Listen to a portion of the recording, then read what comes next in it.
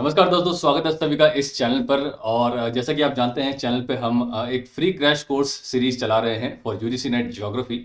और अभी तक हमने इस क्रैश कोर्स सीरीज में मोस्ट इंपॉर्टेंट क्वेश्चंस के लिए बनाई गई है। इसमें हमने जियोमॉर्फोलॉजी का एक सीरीज स्टार्ट किया था, इसमें हमने पार्ट 1 कर लिया है। ठीक है, तो अगर आपने वो वीडियो नहीं देखा है तो मैं आई बटन पे लगा दूंगा, आप उसको देख सकते हैं। पार्ट 1 हमने कर लिया है, उसमें हमने कुछ क्वेश्चंस डिस्कस किए थे। आज हम इसी सीरीज को कंटिन्यू कर रहे हैं, जियोमॉर्फोलॉजी की सीरीज चल रही है। और कोशिश की जाएगी कि इसमें जितने भी हमारे 10 यूनिट्स हैं यूजीसी नेट ज्योग्राफी के, वो कवर की जाए। और आज इसी सीरीज में दो फ्री क्रैश कोर्स सीरीज ये है, इसमें आज हम बात करने वाले हैं जियोमॉर्फोलॉजी पार्ट 2। ठीक है, तो आपको वीडियो पूरा एंड तक देखना है और क्वेश्चंस के आप जवाब जरूर दीजिएगा। देखते हैं आपकी प्रिपरेशन कितनी है और कौन कितने पानी में है। और ये जो सीरीज चल रही है, इसमें आपको वीडियो जो है 9 बजे यहाँ पर मिलता है। डेली शायद नहीं आएगा, लेकिन फिर भी ऑल्टरनेट डेज में अब ये वीडियोस आने लगेंगे, तो आप स्टे ट्यून रहिएगा ऑल द वीडियोस के लिए। चलिए, ये मेरे बारे में कुछ दे रखा है, इसमें 2-3 चीजें इंपॉर्टेंट है। पहला, ये शुभेंदु नेट ज्योग्राफी ये टेलीग्राम चैनल है। यहाँ पे आपको इस क्लास की पीडीएफ मिलती है, फ्री है, आप उसको डाउनलोड कर सकते हैं, अपना एक क्वेश्चन बैंक बना सकते हैं। और ये मेरा इंस्टाग्राम चैनल है, यहाँ पर आप जाके यूजीसी नेट ज्योग्राफी से जुड़े हुए शॉर्ट वीडियोस में बनाता हूँ, वो यहाँ पे आपको मिलेंगे, तो उसको भी आप जाके फॉलो कर सकते हैं। ठीक है, ये टेलीग्राम चैनल हमारा है, ये चैनल डीपी है, नाम है इसका Shubhendu net geography, public channel है, इसको आप जाके जो है ज्वाइन कर सकते हैं। ठीक है, तो चलिए आज हम स्टार्ट करने वाले हैं geomorphology part 2।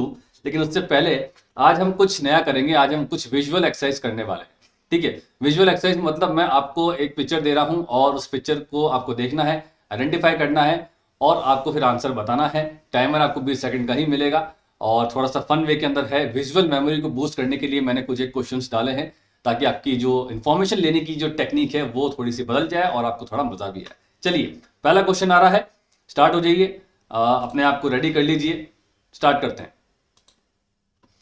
Identify this landform, इस लैंडफॉर्म को पहचानिए। ठीक है, ये लैंडफॉर्म आपके सामने है, ये वाला। ठीक है, इस लैंडफॉर्म को आपको पहचानना है। ये जो दो एरो दिख रहे हैं, ये और ये क्या है? और आपका समय शुरू होता है अब। बताइए, 4 ऑप्शन आपके पास हैं, एक पिक्चर दे रखी है, ये मैंने गोले लगा दिए हैं, आपको बताना है ये कौन सा लैंडफॉर्म है। बताइए, is it a meanders, b oxbow lake, c river banks या डी नन ऑफ दिस? बताइए क्या होगा इसका answer, A B C D. Alright, समय होता है समाप्त। और ये लैंडफॉर्म हमें आइडेंटिफाई करना था, तो पहली बात, ये लैंडफॉर्म कौन सा है? ये बेसिकली हमारा फ्लूवियल लैंडफॉर्म है, यानी कि रिवर्स से बनने वाले जो लैंडफॉर्म है, ये वो लैंडफॉर्म है। और इसमें से भी ये डिपोजिशनल लैंडफॉर्म है। ठीक है, ये हमारा इरोजनल लैंडफॉर्म नहीं है। यूजीसी नेट के प्रीवियस सिलेबस के अंदर आपको दे रखा था टाइप्स ऑफ लैंडफॉर्म्स, आपको ध्यान होगा। ठीक है, और उसके अंदर वो आपसे फ्लूवियल, ठीक है, ग्लेशियल, विंड से, जिसको हम एओलियन बोलते हैं, कोस्टल, इस तरह के लैंडफॉर्म, कास्ट टोपोग्राफी वाले लैंडफॉर्म्स के इरोजनल और डिपोजिशनल लैंडफॉर्म ये पूछा करता था। अभी भी आते हैं क्वेश्चंस, लेकिन इतने नहीं आते। स्टेट पीसीएस के अंदर ये क्वेश्चंस जरूर आते हैं। हमारे ऑफिशियल सिलेबस से इसको हटा दिया गया है, लेकिन फिर भी हमें इसे करना है। ठीक है, तो हमें ये बताना था कि ये पिक्चर देख के कौन सा लैंडफॉर्म है। ये दो आपको दे रखे थे, ये डॉट दे रखे थे, तो ये फ्लूवियल का है, ये तो मैंने बताई दिया आपको। फ्लूवियल के अंदर भी ये डिपोजिशनल का है, और इनमें से कोई भी नहीं है। इसका आंसर होगा डी, नन ऑफ दिस, क्योंकि इसका आंसर है नेचुरल लेवीज। जी हाँ, नेचुरल लेवीज है ये, ना ये मियंडर्स है, ना ये ऑक्सबो लेक है, ना ये रिवर बैंक है। रिवर बैंक बेसिकली क्या कहलाता है? ये एरिया जो होता है, ठीक है, दोनों तरफ का फ्लड प्लेन वाला जो एरिया होता है, वो रिवर बैंक होता है। ये इस तरह से जो ये वॉल बन रही है, नेक्स्ट स्लाइड पे हम उसको देखते हैं, इसे कहा जाता है नेचुरल लेवीज। और ये फ्लूवियल के अंदर आता है, फ्लूवियल के अंदर भी ये आता है, डिपोजिशनल लैंडफॉर्म के अंदर ये आता है। ये बात आपको ध्यान रखनी है। तो इस तरह से जब रिवर अपनी कोर्स की तरफ आगे बढ़ती है, तो ये अपने सेडिमेंट इधर और इधर दोनों तरफ ये जो है इकट्ठा कर देती है। ये रिवर अपनी मेच्योर स्टेज के अंदर आ चुकी है, ये भी बात आपको ध्यान रखनी है। नॉर्मली नेचुरल लेवीज आपको मेच्योर स्टेज के अंदर देखने को मिलेगी। वेलोसिटी कम है, लोड अच्छा खासा है, वेलोसिटी कम होने की वजह से ये सारा लोड यहाँ पे जमा हो जाता है। और इस तरह से रिवर के चैनल के इस तरफ लेफ्ट राइट में एक वॉल नुमा स्ट्रक्चर जब बन जाता है, तो उसे हम एक नेचुरल लेवी कहते हैं। लेवी का मतलब ही होता है एक वॉल, एक एम्बैंकमेंट। तो नेचुरली ये बन रही है, इसलिए इसको नेचुरल लेवी कहा जाता है। और यहाँ पे आप देखेंगे, ये रिवर बैंक के जस्ट पास, यानी कि इस तरफ आपको कोर्स डेब्री देखने को मिलेगी, यानी कि मोटे मोटे डेब्री, पेबल्स, कॉबल्स देखने को मिलेंगे। लेकिन जैसे जैसे आप यहाँ से दूर की तरफ जाएंगे, तो यहाँ पर आपको फिर फाइनर डेब्रीज देखने को मिलती हैं। ये बात आपको ध्यान रखनी है, ये नेचुरल डेब्रीज कहलाता है। फॉर्मेशन कैसे बनता है? देखो, ये फ्लडिंग से पहले जब भी नॉर्मली फ्लड आते हैं, तो फ्लड में क्या होता है, रिवर अपने लोड से थोड़ा सा ज्यादा कैरी कर रही होती है, ठीक है। और जब मेच्योर स्टेज के अंदर ये आती है रिवर, तो वेलोसिटी कम होने की वजह से ये सारा जो लोड है वो यहाँ यहाँ इकट्ठा कर देती है, ठीक है। तो फ्लडिंग से पहले का ये सिचुएशन आप देख सकते हैं, कोई नेचुरल लेवल नहीं है। जब फ्लडिंग आई तो ये रिवर जो है अपना लोड यहाँ पे इसने इकट्ठा करना शुरू कर दिया। यहाँ पे लिखा हुआ भी है थिकेस्ट एंड कोर्सेस्ट सेडिमेंट जो होंगे वो एजेस पे हमें देखने को मिलेंगे। थिकेस्ट एंड कोर्सेस्ट मतलब मोटे और सबसे मतलब बड़े वाले जो अपने डिब्री होते हैं वो आपको यहाँ एजेस पे देखने को मिलते हैं। और जैसे जैसे आप यहाँ से यहाँ की तरफ जा रहे हैं तो फिर ये आपको fine sediments, thin and fine sediment जो है वो आपको यहाँ देखने को मिलते हैं इस जगह पे, ठीक है। और इस तरह से ये रिवर के यहाँ पर दोनों तरफ एक नेचुरल वॉल नुमा स्ट्रक्चर जब बन जाता है, इसको हम नेचुरल लेवी कहते हैं। फ्लूवियल के अंदर ये आता है, ठीक है। और ये फ्लूवियल के अंदर डिपोजिशनल लैंडफॉर्म के अंदर आता है, ये बात आपको ध्यान रखनी है। इसके अंदर और कौन कौन से आ सकते हैं? फ्लूवियल डिपोजिशनल के अंदर आ सकते हैं आपके मिएंडर्स, ठीक है, इसी के अंदर आते हैं। और ऑक्सबो लेक्स हो गया, इसके अलावा डेल्टा हो गया, ये भी एक डिपोजिशनल है, फ्लूवियल के अंदर आता है, ठीक है। और अगर आपको कोई पता है तो आप जरूर कमेंट बॉक्स में भी लिख सकते हैं, हम जरूर देखेंगे और उसका उत्तर भी देंगे। चलिए दूसरी पिक्चर आपके सामने आ गई है, इसको भी आपको आइडेंटिफाई ही करना है, ये चित्र पहचानना है। ये जो चीज आप देख रहे हैं ये बेसिकली ये ना मैंने गोला कर दिया है, ये किस तरह का लैंडफॉर्म है बताइए। And your time start now. Is it A spit या बी हुक, बी सी बार या डी टम्बोलो? बताइए ये किस तरह का लैंडफॉर्म है, कौन सा लैंडफॉर्म है ये, पहचानिए इसको। ऑलराइट, समय समाप्त होता है। तो पहली बात, ये लैंडफॉर्म कौन से टाइप पे है? ये लैंडफॉर्म बेसिकली कोस्टल लैंडफॉर्म है, और कोस्टल के अंदर भी ये एक अगेन डिपोजिशनल लैंडफॉर्म है, ठीक है। कोस्टल के अंदर ये डिपोजिशनल लैंडफॉर्म है, तो इसका आंसर होता है डी टम्बोलो। टम्बोलो बेसिकली क्या होता है, जब कोस्टल, जब यहां से देखो ये टाइड्स आई और ये वेव्स आई, ये यहां से टकराने के बाद वापस से जब सेडिमेंट लेके जाती है वापस दोबारा, जब उसका बैकवॉश होता है तो ये क्या करती है, ये जो सी सैंड है वो यहाँ पे इकट्ठा हो जाती है। And over a period of time ये सी सैंड यहाँ पे इकट्ठा होने लगती है। तो ये मेन लैंड है और ये एक आइलैंड है। ये तो मेन लैंड है, यानी कि जो मेन आपका जो कॉन्टिनेंटल मार्जिन है, और ये एक आइलैंड है जो मेनलैंड से थोड़ा बाहर है। इन दोनों के बीच में ये जो सैंड है, सी सैंड ऐसे इकट्ठा हो जाती है और एक रास्ता बन जाता है, पेवमेंट बन जाता है। इस तरह से आप यहाँ पे देखेंगे ये आइलैंड है और ये एक मेनलैंड है। और कोस्टल डिपोजिशन की वजह से आप देखेंगे क्या हो रहा है, बैकवॉश की वजह से ये सारा जो सी है यहाँ पे इकट्ठा हो गया है, जिसकी वजह से एक रास्ता बन जाता है आइलैंड और मेनलैंड के बीच में, और इसी रास्ते को हम कहते हैं टम्बोलो, ठीक है। ये बात आपको ध्यान रखनी है। तो a narrow piece of land made of sediments such as sand and gravel that connects an island with the mainland is known as tombolo, ठीक है। तो ये कोस्टल के अंदर है, ये डिपोजिशनल लैंडफॉर्म है। ऑल्दो पहले इरोजन होता है, ठीक है। यहाँ पर पहले ये जो भी जितनी भी टाइड्स आ रही हैं, वेव्स आ रही हैं, करंट्स आ रही है, ये सब यहाँ आके टकराती है। उसके टकराने के बाद ये पैरेलल चल जाती है, और जब इनका बैकवॉश होता है तो ये यहाँ पे इस तरह से आपको देखने को मिलेंगे अलग अलग डिपोजिशनल फीचर्स, ठीक है। तो उनमें से ये जो है जो मेनलैंड को और आइलैंड को जोड़ रहा है, तो ये टम्बोलो कहलाता है। इसके अलावा यहाँ पे आप देख रहे हैं ये सैंड बार्स है, ठीक है, ये सैंड बार्स कहलाता है इस तरह से, ठीक है। ऑलराइट, आई होप आपको समझ में आया होगा। अब हम बात करते हैं नेक्स्ट पिक्चर के बारे में। ये भी आइडेंटिफाई आपको करना है, आइडेंटिफाई दिस लैंडफॉर्म। और ये बेसिकली ये जो एरिया है, अगर मैं थोड़ा सा और मार्क कर दूं तो ये जो एरिया है ये क्या कहलाता है। And your time starts now. Option है A blind valley, B rapids, C hanging valley, और डी नन ऑफ दिस। बताइए ये क्या है, इसको देख लीजिए अच्छे से, इस लैंडफॉर्म को, पिक्चर देख लीजिए और पहचानिए ये किस तरह का लैंडफॉर्म है।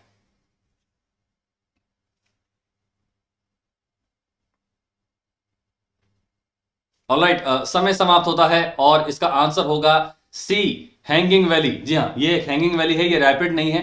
रैपिड किसने दिया था वो गलत हो जाएगा, ये हैंगिंग वैली है। ये पूरा एरिया आप देख सकते हैं, ये ग्लेशिएटेड एरिया है, व्हाइट कलर से आपको दिख ही रहा होगा ये। और यहां पर बन रही है एक यू शेप वैली, आप देखो ये यू शेप वैली बन रही है, ठीक है। तो ये लैंडफॉर्म पहली बात कौन सा है, ये एक ग्लेशियल है, लेकिन ये एक इरोजनल भी लैंडफॉर्म है, ये डिपोजिशनल लैंडफॉर्म नहीं है। ये बात आपको ध्यान रखनी है। ये ग्लेशियर इरोजनल लैंडफॉर्म है hanging valley. Hanging valleys normally वहां देखी जाती है जहां पर ग्लेशिएशन हो रखा होता है, या ग्लेशियर एरियाज में देखी जाने को मिलती है। जब ग्लेशियर, देखो ये पूरा एरिया ग्लेशियर है, ठीक है, यहां पर भी ग्लेशियर है, ठीक है, और कहीं यहां से जो ग्लेशियर है वो भी अपना डाउन डिसेंड कर रहा है, ठीक है, दोनों तरफ ग्लेशियर देखने को मिलते हैं। तो जब ये ग्लेशियर नीचे की तरफ जाता है तो ये इरोजन करता है, और ग्लेशियर नॉर्मली एक यू शेप्ड वैली बनाता है। नॉर्मली ग्लेशियर कभी भी वी शेप वैली नहीं बनाएगा क्योंकि उसका एरिया बहुत बड़ा होता है, सरफेस एरिया बहुत बड़ा होता है। रिवर्स का चूंकि सरफेस एरिया कम होता है इसलिए रिवर्स वी शेप वैली बनाती है, ग्लेशियर का एरिया बड़ा होता है इसलिए वो यू शेप वैली बनाते हैं। तो उस सिचुएशन में क्या होता है, कई बार ऐसा होता है कि ग्लेशियर तो ये आगे बढ़ रहा है, इस तरफ से नीचे की तरफ जा रहा है under the impact of gravity, ठीक है, लेकिन उसके ऊपर भी आप देखोगे दूसरे ग्लेशियर से नीचे की तरफ ग्लेशियर एक नीचे की तरफ आ रहा है और यहां पर आपको एक इस तरह से एक वैली बन जाती है। एक मेन ग्लेशियर के हाइट से थोड़ा सा ऊपर जाने के बाद ऊपर एक आपको ग्लेशियर दिख रहा है और वो ग्लेशियर भी नीचे की तरफ आ रहा है इस तरह से, ठीक है, इस तरह से नीचे की तरफ आ रहा है। ये तो मेन ग्लेशियर नीचे की तरफ जा रहा है लेकिन इसके ऊपर भी एक और एक वैली है और उसके ऊपर से ये ग्लेशियर नीचे की तरफ आ रहा है। तो यहां पर जो वैलीज बनती हैं इन ग्लेशियर से, इसको हम कहते हैं हैंगिंग वैली। क्यों? क्योंकि ये मेन जो वैली है यू शेप वैली इसके ऊपर लटकी हुई है, ये आपकी मेन वैली है ग्लेशियर की, ठीक है, लेकिन इसके ऊपर भी एक और एक छोटा सा ग्लेशियर है, वो भी डिसेंड कर रहा है नीचे की तरफ और इस तरह से यहां पर एक और एक वैली बन रही है। तो ये जो वैली कहलाएगी ये एक हैंगिंग वैली कहलाती है क्योंकि मेन ग्लेशियर से ऊपर है। ये बात आपको ध्यान रखनी है। तो इसका आंसर हो जाता है सी, ठीक है। ऑलराइट, यहाँ पे आप देख सकते हैं ये मैंने एक और एक एक्सप्लेनेशन लगा रखा है। देखो ये ग्लेशिएटेड एरिया है और एक इस तरह से यू शेप वैली बन रही है। ये मेन ग्लेशियर है, ये नीचे की तरफ जा रहा है लेकिन यहाँ पर भी ग्लेशियर जो है वो नीचे की तरफ डिसेंड कर रहे हैं। तो ये इस तरह से एक सिचुएशन बनती है कि एक वैली तो यहाँ पर है लेकिन इसके ऊपर एक और एक वैली है जो ऊपर से लटकी हुई दिखती है हमें, उसको हम हैंगिंग वैली कहते हैं, ठीक है। तो ये आपको नॉर्मली ग्लेशिएटेड एरियाज में देखने को मिलेगी जहां पर यू शेप्ड वैलीज होती हैं, वहीं पर ही आपको हैंगिंग वैलीज देखने को मिलती हैं, ठीक है। एक और एक पिक्चर का क्वेश्चन है, ये लैंडफॉर्म आपको आइडेंटिफाई करना है कौन सा है और आपका समय शुरू होता है अब। लैंडफॉर्म कौन सा है मैं बता देता हूं, ये पूरा ही लैंडफॉर्म है, ठीक है। बताइए कौन सा लैंडफॉर्म है, and your time starts now. बताइए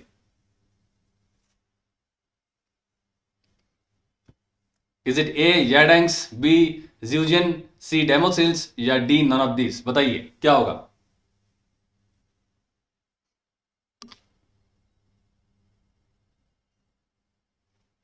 ऑलराइट, समय समाप्त होता है और इसका आंसर होता है ए येडेंक्स। ये किस तरह का लैंडफॉर्म है? ये एक एओलियन है, एओलियन या विंड वाले जिसको हम बोलते हैं, और उसके अंदर भी ये एक इरोजनल लैंडफॉर्म है, ठीक है। इसको डिपोजिशनल मत मान लेना, इरोजनल लैंडफॉर्म। और ये किसके अंदर है? इसको हम बोलते हैं विंड या एओलियन लैंडफॉर्म्स, ठीक है।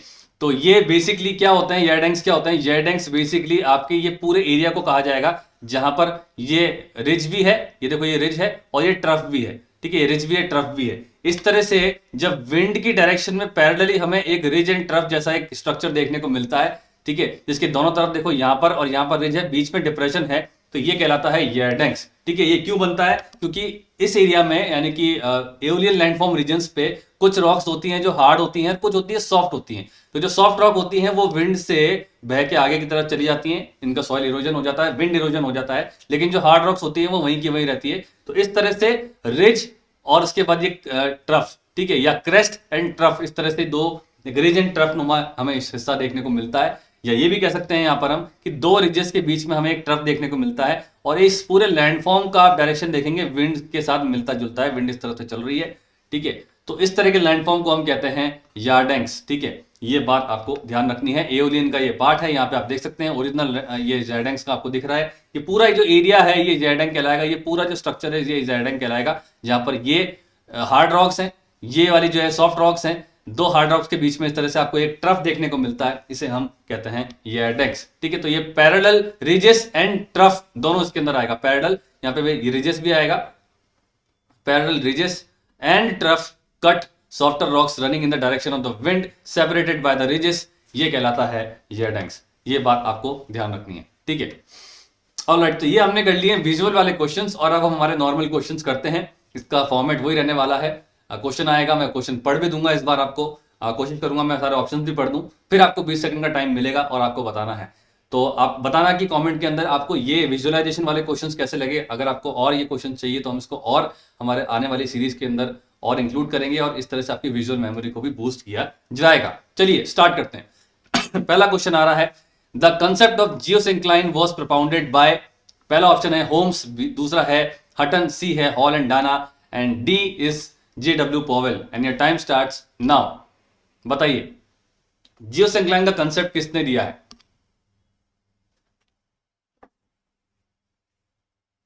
ABCD बताइए।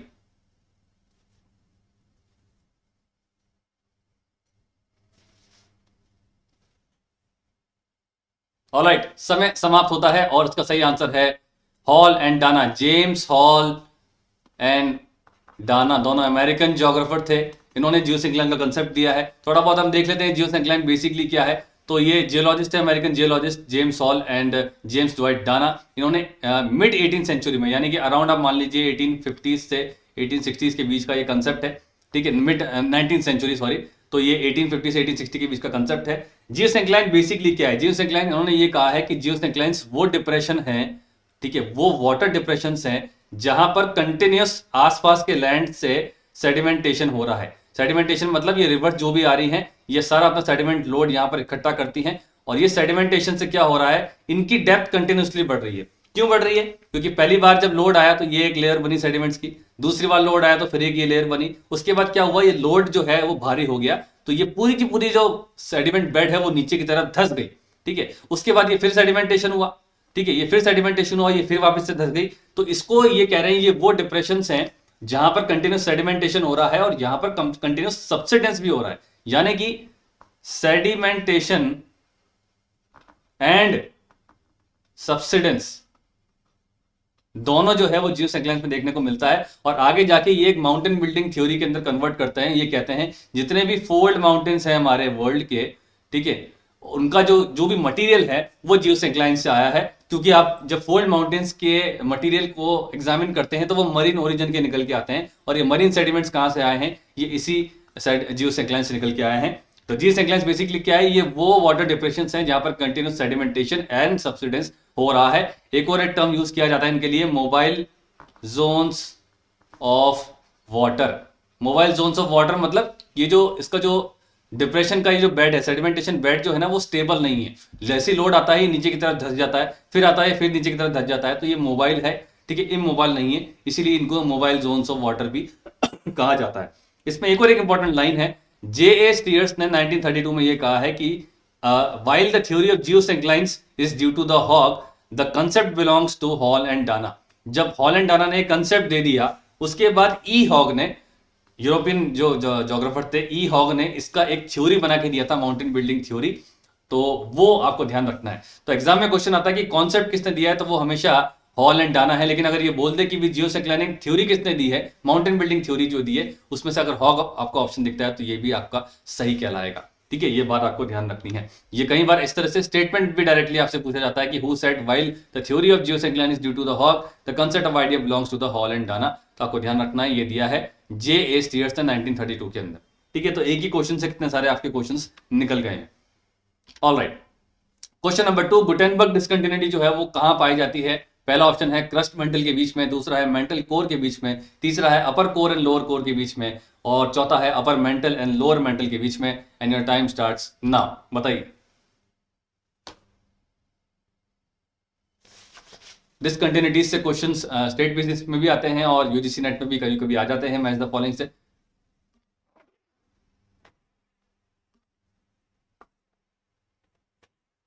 बताइए क्या होगा।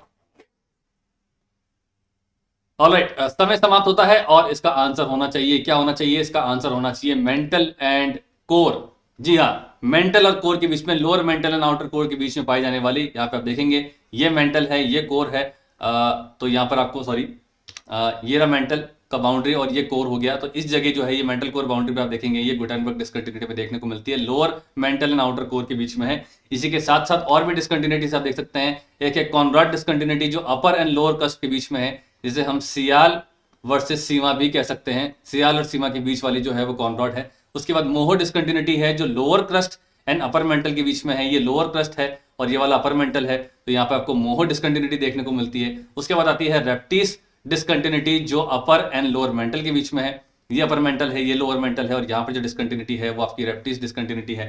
ठीक है, फिर आती है गुटेनबर्ग जिसको हमने देख लिया, ये लोअर मेंटल और आउटर कोर के बीच में है। आउटर कोर जो है वो किस स्टेट के अंदर है, वो आपके किस स्टेट के अंदर है, सॉलिड है या लिक्विड है? Just a second, outer core जो है वो आपका सॉलिड है, ठीक है, या इनर कोर लिक्विड है, ये आप मुझे बताएंगे। आउटर कोर और अभी बता दो चलो, और इनर कोर, और इसका मैंने कई बार रीजन भी दिया है कि आउटर कोर और इनर कोर, आप लोगों को लगता होगा कि भाई इनर कोर जो है वो लिक्विड स्टेज के अंदर होगा और आउटर कोर जो होगा वो सॉलिड होगा, लेकिन इसका जस्ट उलट है। इनर कोर जो है वो सॉलिड है, ठीक है, और आउटर कोर जो है वो लिक्विड फॉर्म के अंदर है।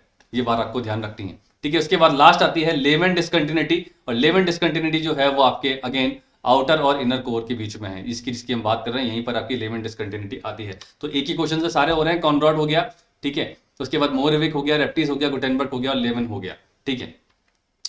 क्वेश्चन नंबर 3, पेटर नोस्टर लेक्स जो है वो कहां पाई जाती हैं? ग्लेशियर स्टेरवेज पे वॉल्केनिक ओरिजिन की होती हैं, और lakes forms along the shallow stretch of water caused by the sea erosion, या क्रिसेंट शेप्ड लेक्स को पेटर नोस्टर लेक्स कहा जाता है। इनमें से सही स्टेटमेंट क्या होगा पेटर नोस्टर लेक्स के लिए? बताइए क्या होगा, बताइए। Time starts now.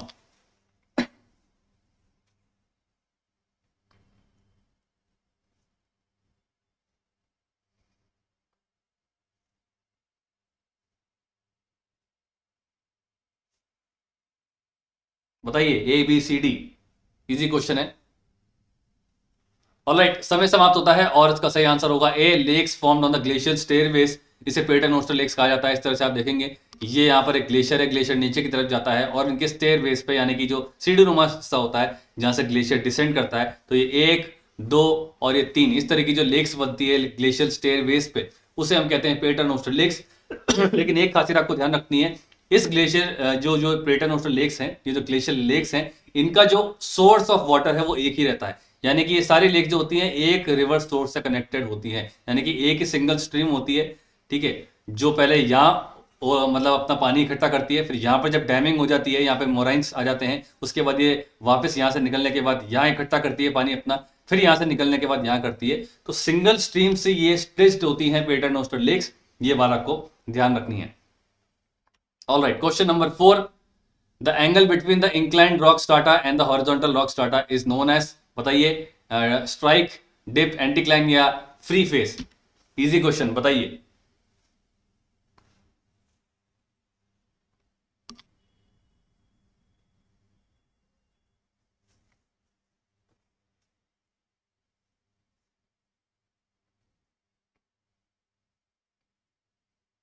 बताइए क्या होगा। ऑलराइट, समय समाप्त होता है और इसका आंसर होगा, यहां पर बात की गई है एंगल के बारे में, तो एंगल हमेशा डिप का होता है और डायरेक्शन हमेशा जो होती है वो स्ट्राइक की होती है। नॉर्थ, वेस्ट, ईस्ट, साउथ, ये अगर आता है तो आपको ध्यान रखना है वो स्ट्राइक की बात कर रहा है। और अगर कोई भी एंगल है 0 से लेकर कितना भी 90 से लेकर 180 तक जितना भी है, या 360 तक मान लीजिए एक बार, तो वो सब आपके डिप के अंदर आएगा। यहाँ पे हम देखते हैं, देखिए ये जो है ये एक तरीके से ये एक रॉक ब्लॉक है ये पूरा, और ये जो है ये एक इंक्लाइंड रॉक बेड है, ठीक है, ये एक हॉरिजॉन्टल रॉक बेड है। तो यहाँ पर जो एंगल बनेगा ये डिप एंगल बनता है, इस तरह से इसको ऐसे समझेंगे, ये इंक्लाइंड रॉक बेड है, ठीक है, और ये हॉरिजॉन्टल रॉक बेड है। तो यहाँ पर ये जो एंगल बनता है इसको हम डिप एंगल कहते हैं, ठीक है। और डिप एंगल को मेजर किया जाता है एक इंस्ट्रूमेंट से जिसको कहा जाता है क्लाइनोमीटर। यहाँ पे आप देख सकते हैं इस तरह का एक क्लाइनोमीटर होता है। ये देखो, ये जो लड़की है ये इस तरह से इंक्लाइंड रॉक बेड पे खड़ी है, यहाँ पर इसने क्लाइनोमीटर रखा और इससे इसको इसका एंगल पता पड़ गया डिप एंगल कितना है। तो जो क्लाइनोमीटर है वो यूज किया जाता है डिप निकालने के लिए, और कंपस जो होता है वो यूज किया जाता है आपके स्ट्राइक निकालने के लिए, जिससे आप डायरेक्शन वगैरह देखते हैं, ठीक है। Alright, question number 5, slab avalanches generally are more destructive than the sluff avalanches because, पहला है slab avalanches are formed over the steep slopes, दूसरा है they are sudden occurrences, slab avalanches have a larger extent and large blocks fall down the slopes, slab avalanches flow due to the friction and gather debris from the path which they flow, and your time starts now. इस बार मैं option भी पढ़ रहा हूं, आप लोगों ने कहा था पिछली बार इस तरह ऑप्शन भी पढ़ा कीजिए। बताइए क्या होगा इसका आंसर।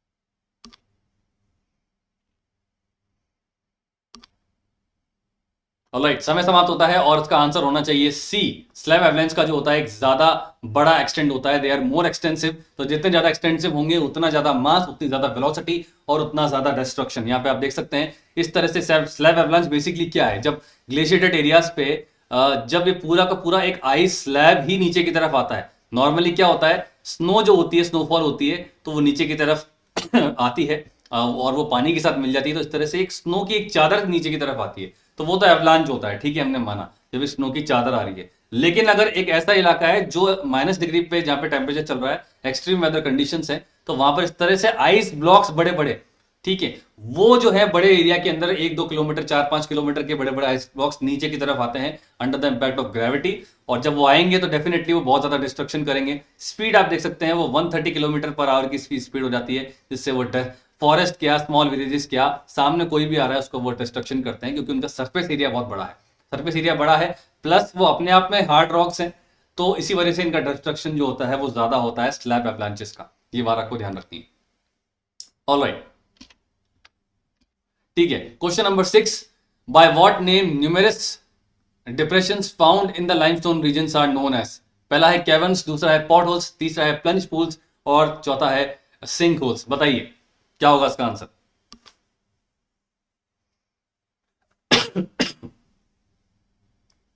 ABCD?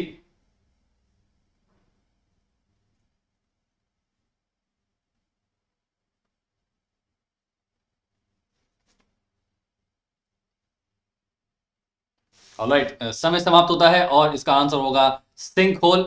जब आपको सिंक होल आपको पहचानना है, देखो ये कैवर्न जो है ये भी आपका कास्ट रीजन का है, लेकिन कैवर्न्स मतलब जो अंडरग्राउंड जो टनल्स होती हैं उसको हम कैवर्न्स कहते हैं, ठीक है, कास्ट रीजन के अंदर। जब इस तरह से देखो, ये मैंने एक लैंडफॉर्म बना दिया, यहाँ पे बारिश का पानी एंटर हुआ और अंदर जाने के बाद ये रिवर इस तरह से पैरेलली फ्लो करती है ग्राउंड पे, एक अंडरग्राउंड टनल बन जाती है, तो उसको हम कैवर्न्स कहेंगे। लेकिन ये पॉट होल्स और ये प्लंज पूल्स जो है ये तो आपके किस में, ये फ्लूवियल के अंदर आते हैं। इस तरह से यहाँ पे आप देखो, ये एक आप मान लीजिए वाटरफॉल है, ठीक है, यहां से रिवर जा रही है और ये रिवर इस तरह से जब नीचे की तरफ आती है वाटरफॉल से, और यहां आने के बाद इस जगह पर ये बहुत जोर से गिरती है, तो इस तरह से यहाँ पे बड़े छोटे छोटे ये होल्स हो जाते हैं because of the huge impact, क्योंकि रिवर अपने साथ बहुत बड़े बड़े बोल्डर्स लेके आ रही है, बड़ा सेडिमेंट लोड लेके आ रही है। तो जब ये under the impact of gravity जब ये रिवर फॉल करती है नीचे, तो यहाँ पर उस जमीन पर नीचे छोटे छोटे ऐसे होल्स बन जाते हैं, जिसको हम कहते हैं प्लंज पूल्स, ठीक है। और यही जो छोटे छोटे जो आपके प्लंज पूल्स हैं, जब ये बड़े हो जाते हैं तो उसको हम कहते हैं पॉट होल्स, ठीक है। और एक पॉट होल ड्रिलिंग नाम से भी आपने एक वर्ड सुना होगा। पॉट होल ड्रिलिंग बेसिकली क्या है, जब ये पानी जो है जिसके अंदर बोल्डर वगैरह है, जब ये नीचे गिर रहा है, तो इन राउंडेड डिप्रेशन के अंदर जाके ये पानी गोल गोल गोल गोल गोल गोल घूमता है, और इस तरह से पानी की एक ड्रिलिंग होती है उन प्लंज पूल्स के अंदर, क्योंकि साथ में बोल्डर भी है। तो जितनी ड्रिलिंग होती है उतना ज्यादा डेप्थ बढ़ती जाती है उन प्लंज पूल्स की, जिसे पॉट होल ड्रिलिंग कहा जाता है। तो ये दोनों तो बिल्कुल भी नहीं हो सकते, क्योंकि ये दोनों फ्लूवियल के अंदर है। बचा आपका सिंक होल, ये इसका आंसर होता है। सिंक होल एक टर्म है और एक स्वॉलो होल एक टर्म है, ठीक है। ये दोनों जो है इनका सेम मतलब बेसिकली सेम इनका आप मतलब देख सकते हैं इस तरह से। देखो ये एक कास्ट रीजन है, यहाँ पे रेन वाटर जो है वो गिरा या कोई स्ट्रीम यहाँ पे आ रही है, और यहाँ पे जहाँ उसको वीक रॉक्स दिखेंगे या वीक सेडिमेंट दिखेंगे, ये यहाँ से पानी अंदर सीपेज होकर नीचे की तरफ चला जाएगा, और जाने के बाद जब ये एक फनल शेप बनाता है इस तरह से, ये एक फनल शेप जब बनता है तो उसे हम कहते हैं सिंक होल। लेकिन जब कई बार ऐसा होता है पानी डायरेक्ट फनल नहीं बना के इस तरह से सिलेंड्रिकल शेप के अंदर डिप्रेशंस बना रहा है, ठीक है, तो वो कहलाता है स्वॉलो होल। तो ये कीवर्ड आपको समझने पड़ेंगे कि जहां पर फनल शेप्ड डिप्रेशंस की बात हो रही है कास्ट रीजन के अंदर, तो वो सिंक होल है। लेकिन जब सिलेंड्रिकल डिप्रेशंस, सिलेंडर नुमा शेप के अंदर जब डिप्रेशंस बनते हैं, उससे हम स्वॉलो होल्स कहते हैं। स्वॉलो होल्स की डेप्थ ज्यादा होती है सिंक होल से, ये थोड़े से एक्सटेंसिव भी होते हैं। यहाँ डायग्राम से हम समझते हैं, ठीक है। देखो इस तरह से ये पानी रेन वाटर भी आ रहा है और रिवर का वाटर भी आ रहा है। इस तरह से देखो जहां पर वीक रॉक्स मिली, ये पानी नीचे की तरफ चला गया, और इस तरह से यहाँ पर एक फनल शेप जब बनाएगा तो ये सिंक होल होंगे। जब ये इस तरह से सिलेंड्रिकल डिप्रेशंस बनाएगा तो इसको हम स्वॉलो होल कहते हैं। ये बात आपको ध्यान रखनी है, ठीक है। Alright, question number 7, which among the following factor influencing mass wasting? इनमें से कौन सा फैक्टर मास वेस्टिंग को इन्फ्लुएंस करता है? Is it a weathering and climate, b water content, c slope angle and d all of these? बताइए क्या होगा।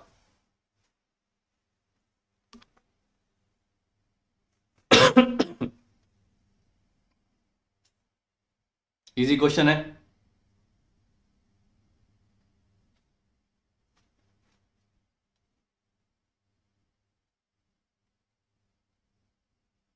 ऑलराइट, समय समाप्त होता है और इसका सही आंसर होगा D, all of this.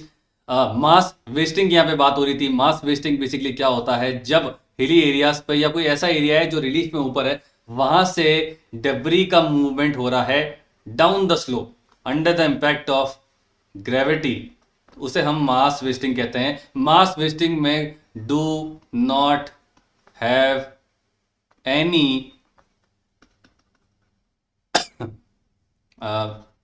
इरोजिव agents. ठीक है, ये बात आपको ध्यान रखनी है। मैं इसको वापस से लिख देता हूं। मास वेस्टिंग के अंदर कभी भी आपको, ये मैं कई बार बता चुका हूं, एजेंट्स ऑफ इरोजन नहीं होंगे। अगर एजेंट्स ऑफ इरोजन अगर आ रहे हैं और agents of erosion movement of debris कर रहे हैं, जो भी वेदर्ड मटेरियल्स हैं, इसको थोड़ा ऐसे समझते हैं, ये हमारा हिल हो गया, यहाँ पे सन की मार भी पड़ रही है, ठीक है, ये बादल मैंने बना दिए, यहाँ पे रेनफॉल भी हो रही है, ठीक है, फिर यहाँ पे टेम्परेचर अप डाउन हो रहा है, तो यहाँ की जो रॉक्स होंगी ना वो कमजोर होने लगेंगी और फिर वो डिसइंटीग्रेट होंगी, ठीक है, बड़े बड़े रॉक बोल्डर्स के अंदर, ठीक है, फिर धीरे धीरे छोटे छोटे रॉक बोल्डर्स के अंदर। लेकिन जब ये रॉक डेब्री का movement under the impact of gravity होता है तो ये मास वेस्टिंग होता है। लेकिन पानी के साथ जब ये नीचे आ रही हैं, ठीक है, तो ये कहलाएंगी इरोजन। ठीक है, अगर ये हवा के साथ नीचे आ रही हैं तो ये कहलाएंगी इरोजन। ग्लेशियर के साथ अगर ये नीचे आ रही हैं तब ये कहलाएंगी इरोजन। लेकिन सिर्फ अगर under the impact of gravity आ रही है तो ये कहलाएंगी मास वेस्टिंग। ये बात आपको ध्यान रखनी है। इसके अलावा मास वेस्टिंग जो होती है इसको आप मतलब इस तरह से क्लासिफाई भी कर सकते हैं कि वेट एंड ड्राई। ठीक है, वो जो भी वेदर मटेरियल है वो वेट है या ड्राई है, वो गीले हैं या ड्राई हैं। आप इसको फास्ट एंड स्लो मूवमेंट के अंदर भी कर सकते हैं, जिसको हम आने वाले स्लाइड में देख रहे हैं। इसका आंसर होगा डी, यहाँ पे हम समझते हैं। ठीक है, अलग अलग टाइप की मास वेस्टिंग यहाँ पे दे रखी है। Mud flow is a type of mass wasting, debris slide is a kind of mass wasting, solifluction is a kind of mass wasting. ठीक है, तो जहां पर भी क्रीप आ जाए, ठीक है, फ्लक्शन जहां पर भी आ जाए, ठीक है, तो आप समझ लेना ये एक्सट्रीमली स्लो है। क्रीप, सॉइल फ्लक्शन, ये स्लो है। कहीं पर भी स्लाइड अगर आ जाए, फॉल अगर आ जाए, फॉल इनमें से सबसे फास्टेस्ट मास मूवमेंट होता है। रॉक फॉल, लैंड फॉल, ये सारे जो होंगे वो फास्टेस्ट कहलाएंगे।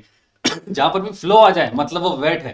ठीक है, जहां पर अगर स्लाइड आ जाए या फॉल आ जाए मतलब वो ड्राई है। ठीक है, ये बात आपको ध्यान रखनी है। तो अलग अलग टाइप के दे रखे हैं। ये देखो, ये यहां से अगर आप यहां जाओगे तो ये आपको मास वेस्टिंग जो है वो स्लो देखने को मिलेगी। अगर आप यहां से इस तरफ की तरफ जाओगे तो आपको ये फास्ट मास वेस्टिंग देखने को मिलेगी। ठीक है, इसके अलावा अगर आप नीचे से ऊपर की तरफ जाते हो तो यहाँ पे आपको मॉइस्चर कंटेंट भी देखने को मिलता है बढ़ा हुआ। ठीक है, ऊपर जो है वो वेट है, नीचे जो है वो ड्राई है। ठीक है, आई होप ये डायग्राम से आप वाकिफ होंगे। अगर आप नहीं है तो डेफिनेटली आप कोर्स में पढ़ सकते हैं। कोर्स में हमने इसमें डिटेल में बिल्कुल एक एक चीज पढ़ी है, तो आपको वहां पर और अंडरस्टैंडिंग आ जाएगी। Alright, question number 8। As the moisture drips from the as the moisture drips from the roof of the limestone cave and drops on the floor, calcium is deposited to form which of the following karst features? पहला है स्टैलेगमाइट, दूसरा है stalactite, तीसरा है pillars और जो चौथा है वो है डोलाइंस। और आपका समय शुरू होता है अब। बताइए।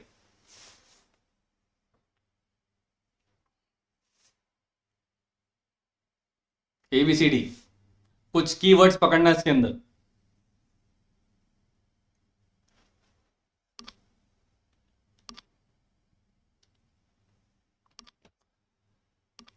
ऑलराइट, समय समाप्त होता है। तो क्वेश्चन क्या कहता है कि भाई मॉइस्चर जो है वो ड्रिप्स होता है from the roof of a limestone, यानी कि कास्ट रीजन की बात हो रही है और ये छत की बात हो रही है। ठीक है, and drops on the floor, छत से नीचे की तरफ आ रहा है और वो डिपॉजिटेड कैल्शियम सेडिमेंट जो है वो क्या कहलाता है? तो वो कहलाता है स्टैलेक्टाइट। स्टैलेक्टाइट कहलाता है वो। स्टैलेगमाइट वो कहलाएगा जो नीचे से ऊपर की तरफ उठ रहा है, यहाँ पे आप देखोगे। ठीक है, वेट वेट वेट वेट, यहाँ पर थोड़ी सी हुई है। नहीं नहीं नहीं, इसका आंसर होगा A, stalagmite. Yes, I am so sorry, stalagmite होगा। यहाँ पर एक और एक वर्ड है, फ्लोर भी बात हो रही है। छत से तो आ रहा है, कंफ्यूजिंग करने के लिए था ये, मैं खुद कंफ्यूज हो गया। देखो, छत से तो आ रहा है लेकिन ये डिपॉजिट हो रहा है फ्लोर पर, वहां पर हैंग नहीं कर रहा है।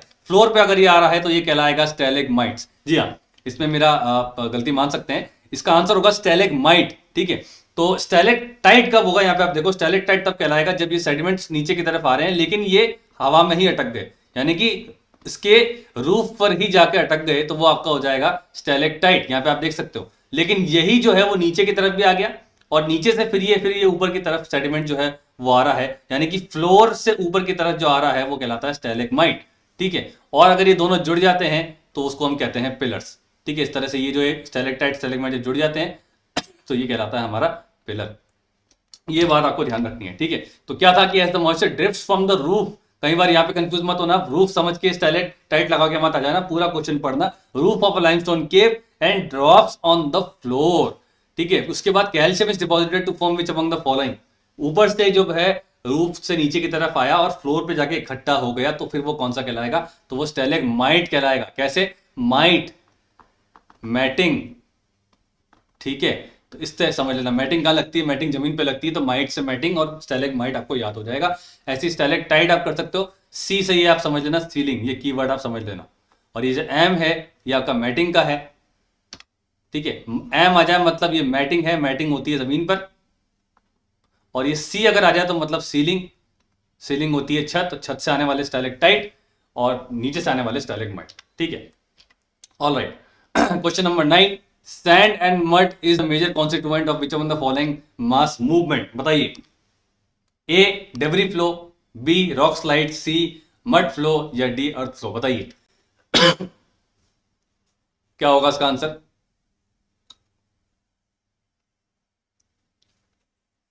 A B C D,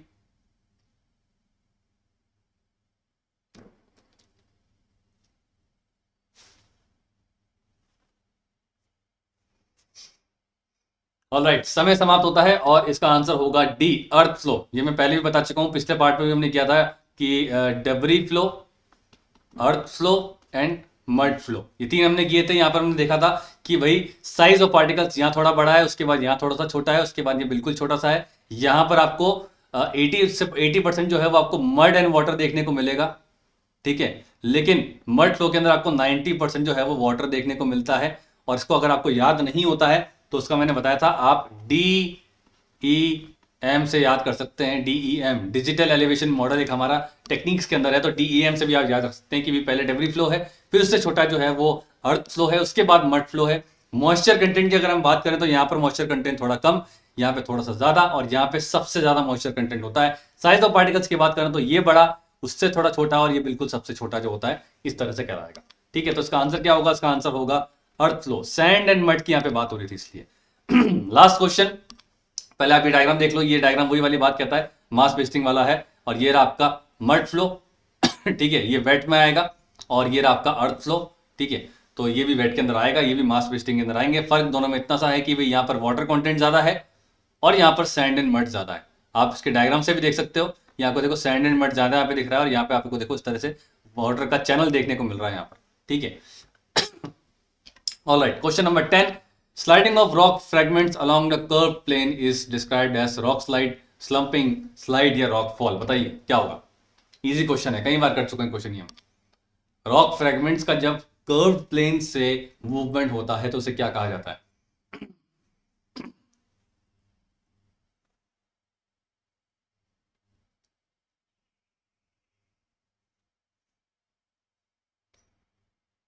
alright, समय समाप्त होता है और उसका सही आंसर होगा स्लंपिंग। जी हाँ, स्लंपिंग इसका सही आंसर है। देखो इस तरह से जब मास वेस्टिंग में जिस जगह से, जिस सरफेस से जो रॉक डेब्री का मूवमेंट हो रहा है, वो जो है सरफेस जो है वो इस तरह से कॉनकेव अगर है, ये इस तरह से कॉनकेव टू द स्काई है, तो क्या होगा, ये डेब्री इस तरह से रोल होते हुए, इस तरह से इसका रोल होते हुए मूवमेंट होता है, तो उसको हम कहते हैं स्लंपिंग। ये बात आपको ध्यान रखनी है। कर्व्ड सरफेस से जब रॉक डेब्री नीचे की तरफ आ रही है कर्व्ड स्लिप प्लेन से, तो उसे हम स्लंपिंग कहते हैं। ये बात आपको ध्यान रखनी है, ठीक है। तो ये हमने कर लिए कुछ इंपॉर्टेंट क्वेश्चंस। इसका पार्ट 3 भी आएगा, जी हाँ। पार्ट 1 हमने कर लिया है, पार्ट 2 हमने कर लिया है, इसका पार्ट 3 भी आएगा, और शायद अगर पॉसिबल हुआ तो मैं पार्ट 4 भी लेके आऊंगा। और अगर नहीं हुआ तो फिर हम दूसरी यूनिट पे बढ़ जाएंगे। नेक्स्ट यूनिट जो होगी हमारी क्लाइमेटोलॉजी होगी, फिर ओशनोग्राफी होगी, ये सब हम करने वाले हैं। तो इस वीडियो में इतना ही गाइस। ये होता है पार्ट 2 का एंड, समापन। इसका पीडीएफ आपको टेलीग्राम पे मिल जाएगा। आई एम श्योर आपको पुराना पीडीएफ मिल गया होगा। ये टेलीग्राम चैनल है शुभेंद्र नेट ज्योग्राफी, ये चैनल डीपी आपको यहाँ पे दिख रही है, आपको आराम से मिल जाएगा। और ये हमारा चल रहा है यूजीसी नेट के लिए एक स्ट्रक्चर्ड कोर्स। यहाँ पे 10 यूनिट्स होती हैं, उनके वीडियोस होते हैं, पीडीएफ होती है, और मॉक टेस्ट भी हम साथ में कराते हैं। कंप्लीट सिलेबस कवरेज यहाँ पर होता है, एक एक टॉपिक यहाँ पे कवर कराया जाता है। अगर आप एनरोल करना चाहते हैं तो जरूर इस नंबर पे फोन करके कोई भी इंक्वायरी आप कर सकते हैं। डेमो लेक्चर्स फ्री हैं, इसको आप जरूर देखें, डिस्क्रिप्शन में डेमो लेक्चर्स दे रखे हैं। 3 डेमो लेक्चर्स मैंने लगा रखे हैं, एक सेंट्रल बेस थ्योरी का है, कॉन्टिनेंटल ड्रिफ्ट का है, और तीसरा जो है माइग्रेशन मॉडल्स का है। इसको आप जरूर देखें, आपका टॉपिक कवर हो रहा है। और अगर आपको समझ में आता है तो आप जरूर मुझसे कॉन्टैक्ट कर सकते हैं। इस वीडियो में इतना ही। चैनल को सब्सक्राइब जरूर कीजिएगा। 70% से ज़्यादा लोगों ने इसको सब्सक्राइब ही नहीं किया है अभी तक। मैंने एनालिटिक्स देखे थे, तो ये एक जो है अच्छी बात नहीं है। जो लोग भी मेरे व्यूअर्स हैं, जितने भी हैं, आप लोग जरूर चैनल को जरूर सब्सक्राइब करिए और बेल आइकन दबा के रखिए ताकि आपको अच्छे अच्छे वीडियोस मिलते रहें। इस वीडियो में इतना ही। Thank you so much. मिलते हैं इन द नेक्स्ट वन।